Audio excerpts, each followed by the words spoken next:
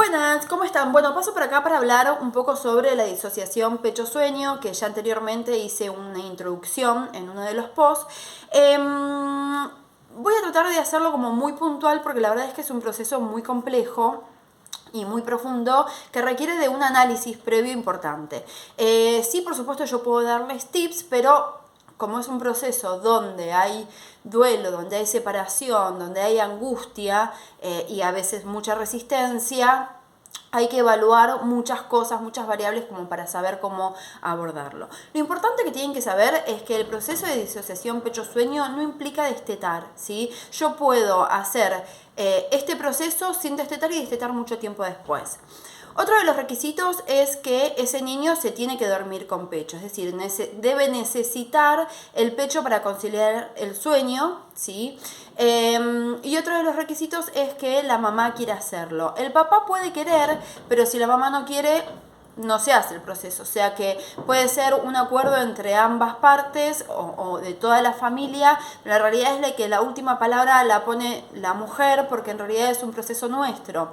Si bien es importante que el padre esté y que atraviese todo este proceso conjuntamente con la mamá, la última decisión la toma la mamá porque en realidad el mensaje que uno les da es la teta se va pero mamá se queda en este momento de conciliación de sueño. Entonces si la teta se va y mamá también se va y viene papá, aumenta la angustia.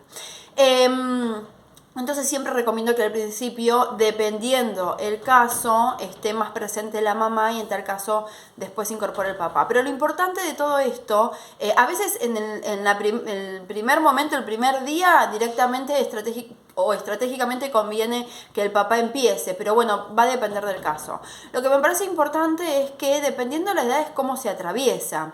Como todo, es como colechar o descolechar. ¿Hasta cuándo puedo colechar? Y la verdad es que hasta cuando ustedes quieran. Porque puede pasar que un niño de 5 meses, por ejemplo, quiera dormir en su cuna o pueda dormir en su cuna, que no llora, no se angustia, y uno decide colechar porque le gusta, porque la verdad es que dormir nariz con nuestros hijos es lo más hermoso que hay. Por otro lado, también puede pasar que uno no quiera colechar y cueste que nuestros hijos estén en la cuna, entonces insistiremos sin forzar la situación. También puede pasar de que a uno le da igual y nuestros hijos prefieren estar con nosotras, entonces colechamos, o que nuestros hijos prefieran dormir en la cuna porque hay muchos niños que se sienten mejor en la cuna que colechando, entonces estarán en la cuna. No hay una edad, sí me parece que es importante a cierta edad pensar en que cada uno tenga su espacio. Después va a depender del caso a caso, pero no hay una edad, es un poco también lo que uno tiene ganas, ¿sí? En ese sentido me parece que está bueno sentirse libre. Con respecto a la disociación pecho-sueño, pasa lo mismo. Los niños se pueden dormir con pecho hasta los 2 años y hay un montón de niños que se duermen con 2 años con pecho y otros nunca se duermen con pecho, y también hay muchos niños que a los 5 meses se duermen con pecho y la madre quiere empezar a hacer este proceso porque la demanda le resulta demasiado previamente, entonces hablarán con el pediatra porque con 5 meses hay que evaluar cuánto necesita comer y cuántas tomas necesita ese bebé en la noche. Distinto es, por ejemplo, un bebé de 8 meses o 9 meses que justo está atravesando el proceso de diferenciación yoica, que es el proceso de separación, donde hay esta angustia, aparece la angustia depresiva, que es una angustia por la separación de mamá y papá, por la separación psicológica, ¿sí? Que obviamente queda representada en las experiencias diarias, como por ejemplo cuando, no sé, alguien se tiene que quedar con nuestros hijos y nosotros nos vamos de trabajar, ahí aflora la angustia por separación psicológica, ¿sí? Al año, por ejemplo, el proceso se atraviesa de otra manera con otras herramientas, con otros ritmos también, y los objetivos quizás son menos, ¿sí? Porque el camino es más cortito.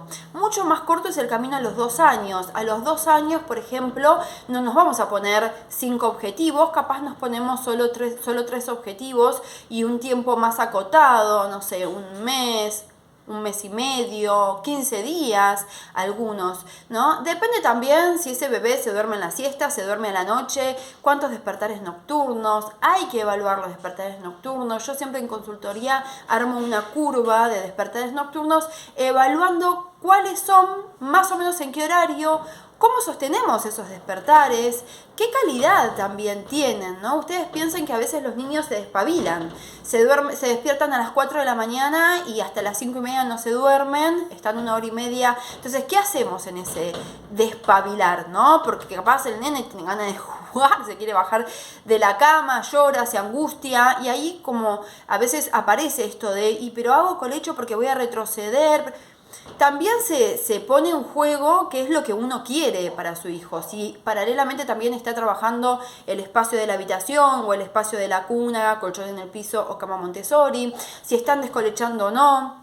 La verdad es que para hacer el proceso de disociación pecho-sueño no es necesario descolechar, se puede armar el proceso como para empezar a disociar y después descolechan o conjuntamente las dos cosas, ¿sí?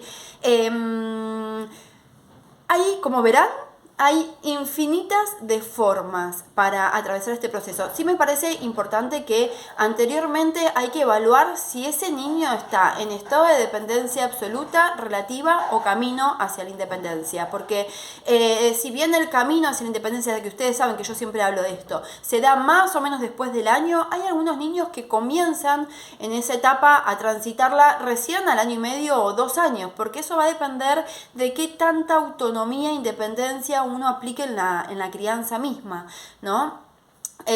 Y también va a depender de cómo va atravesando el proceso de diferenciación yoica o angustia de separación, que le dicen angustia del 8º mes, ¿sí? Pero al año y al 1 año y medio hay otros 2 picos más. Lo cierto es que sí es importante pensar que después de cierta edad, y eso va a depender o cierto momento dentro de lo que es la crianza, me parece sería más indicado decirlo así, los niños están quizás atravesando o terminando de atravesar todo lo que es el proceso de diferenciación, ¿no? Yoica, esto de angustia de separación, ¿no? Proceso de separación psicológica, como ustedes quieran llamarle. Cuando ya aparece ese proceso y finaliza, prácticamente al 1 año y medio más o menos, dependiendo cada niño.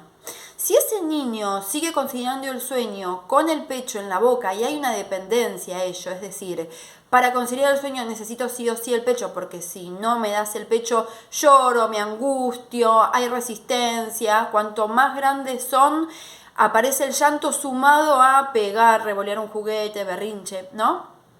Quizás cuando son más chiquititos lloran solamente, cuando son más grandes lloran más todos los otros recursos que tienen. Por ejemplo, tirarle el pelo a mamá, meter la mano en la remera, bueno.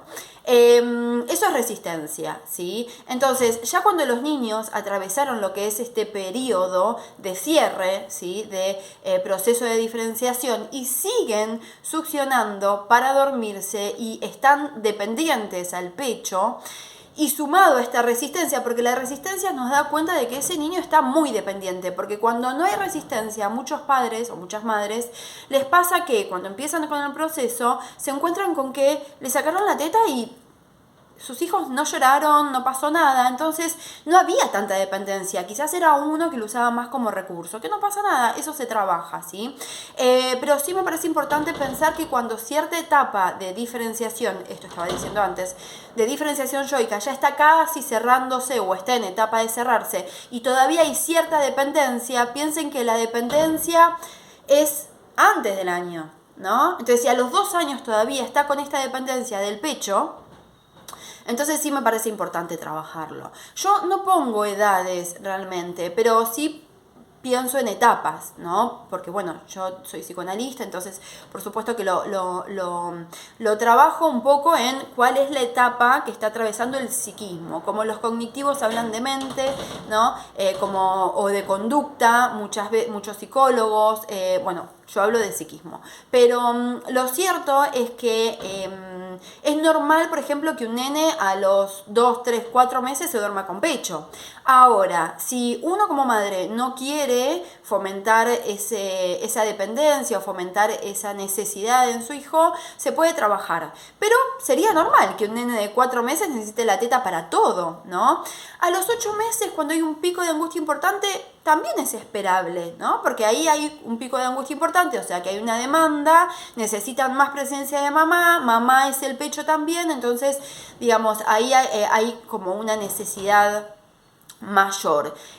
Hay muchos padres que quieren trabajar en ese momento, aún esté con un pico de angustia. Hay otros padres que prefieren esperar, ¿sí? Yo me adapto a lo que esos padres necesitan, pero sí, obviamente, hago recomendaciones y explico en qué situación están sus hijos y qué es lo más conveniente. A veces, cuando es necesario esperar, digo que hay que esperar y que bueno, que lo charlaremos después o empezaremos con el proceso después, o pido que me llamen en 15 días para ver cómo va y si empiezan o no y les doy el ok o no, pero bueno, siempre va a depender de cada niño, ¿no? Pero esto de la disociación pecho-sueño también es como empujar a nuestros hijos a lo que es el camino hacia la independencia, a que sean más autónomos, también es como empujar a cerrar lo que es el proceso de diferenciación yoica, ¿sí? Esto de la angustia de separación o angustia del octavo mes, es como le da un cierre a un proceso que viene ya desde el nacimiento y que en algún momento tiene que cerrar, ¿sí?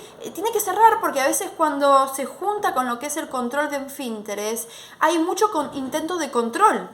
Justamente, control de esfínteres es un proceso que se trabaja, lo que es control y expulsión. Entonces, cuando los niños están en un proceso, o comenzando el proceso de control de esfínteres, hay mucho control, entonces cuesta más dejar la teta. Y también cuando atraviesan lo que es el complejo de Edipo, ya para los 2 años y medio, 3, si es un varón, va a costar más también, ¿sí? Pero nada es imposible, todo es posible trabajando respetuosamente con objetivos a corto, mediano y largo plazo, armando un proceso estratégico. Cuando hablo de proceso estratégico, hablo de previa evaluación, conocer a la familia, también conocer todo el contexto y la rutina diaria y qué vive ese niño todos los días, más o menos los horarios. Bueno, la verdad es que yo hago un análisis muy importante, siempre pido una entrevista previa por escrito antes del encuentro online, porque me importa conocer mucho a esa familia y dar indicaciones como muy puntuales para esa familia. En las consultorías no doy, obviamente, tips generalizados como si los doy en Instagram, porque bueno, por supuesto que yo trato de dar herramientas como para que cada uno vea cuál toma y cuál no,